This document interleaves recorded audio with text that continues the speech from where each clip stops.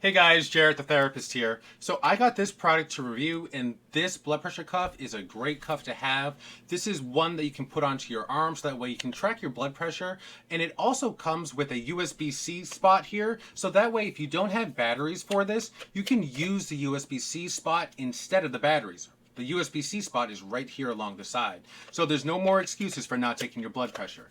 Now, one of the things that I love about this is that, once again, everything comes in this small little setup. But with this here, this is small enough to where you could pack this in your suitcase and take it right on the go with you. The cord is just like your standard blood pressure cord, and you're going to plug this right into the side of the blood pressure cuff monitor.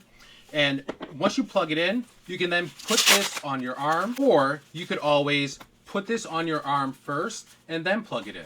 I'm one of the latter. I like to put this on before I plug this in. Just that way I don't have to mess around with holding two things at once.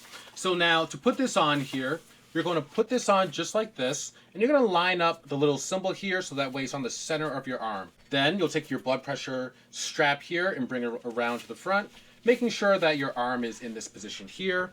You're going to want to make sure that your arm is slightly bent or slightly rested while this is taking the reading. Now to turn this on, you're just going to press the start button here, and you have the ability to have two different users on here, and you can swap between the two.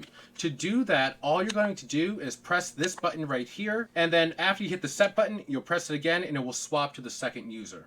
After you do that, you can just go ahead and press start and it will take the blood pressure normally.